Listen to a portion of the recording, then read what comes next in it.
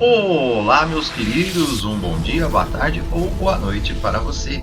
Muito obrigado por você estar aqui conosco. Aproveita, já dá o seu like aí no vídeo, também comenta no final do vídeo ou agora mesmo, compartilha com seus amigos e escreve. Não esquece de ativar o sininho. Hoje estamos aqui para falar de São Cornélio e São Cipriano, santos muito famosos, muito conhecidos na ladainha dos santos. Mas especificamente nós vamos falar do verdadeiro São Cornélio.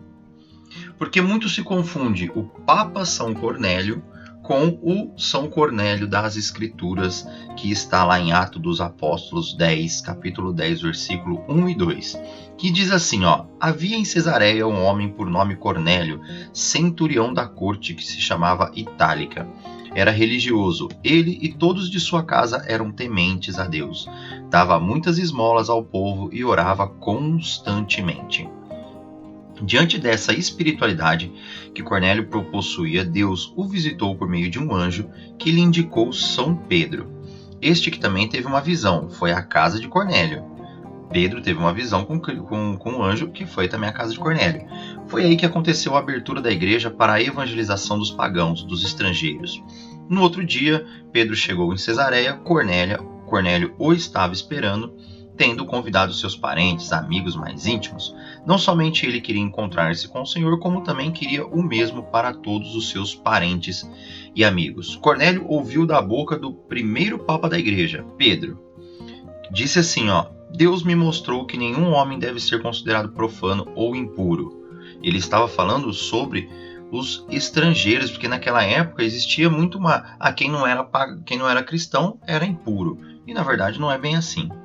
Assim São Pedro começou a evangelizar e de repente, lá no versículo 44, estando Pedro ainda a falar, o Espírito Santo desceu sobre todos os que ouviam a santa palavra.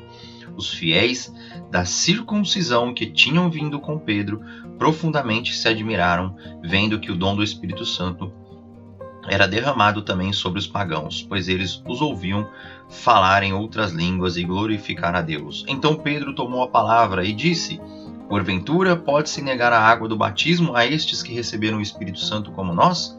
E mandou que fossem batizados em nome de Jesus Cristo. Rogaram-lhe então que ficasse com eles por alguns dias. Essa passagem está em Atos dos Apóstolos, capítulo 10, versículo 44 a 48. São Cornélio tornou-se o primeiro bispo em Cesareia, homem religioso e de oração.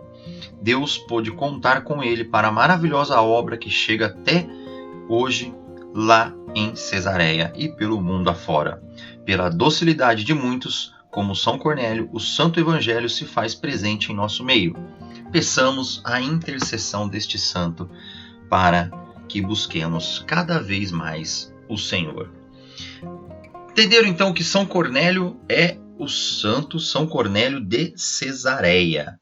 E nós temos o São Cornélio Papa. E aí você pode acompanhar na nossa playlist que fala sobre os santos papas. Vamos agora falar desse outro santo que é muito falado também. Sempre que falamos de São Cornélio, falamos de São Cipriano. E quem foi São Cipriano? E na história São Cipriano também temos dois São Ciprianos. Um de Antioquia, o outro de Cartago. O São Cipriano que aparece, aí sim é o São Cipriano de Cartago, que aparece na ladainha dos santos. Porque esse São Cipriano foi bispo. E aí ele aparece junto com o nosso querido São Cornélio na ladainha dos santos. Ambos são comemorados no dia 16 de setembro. São Cipriano de Cartago foi batizado como Tácio Cecílio Cipriano. Nasceu em uma família rica de destaque na cidade de Cartago, que era a capital romana no norte da África. Foi um ótimo advogado e professor de retórica.